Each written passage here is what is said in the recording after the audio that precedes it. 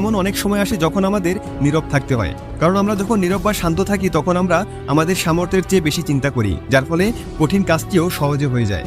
জ্ঞানীরা কম কথা বলে আর বোকারা কম শোনে। মনে রাখবে, নীরবতার আগের সর্বোত্তম চিকিৎসা।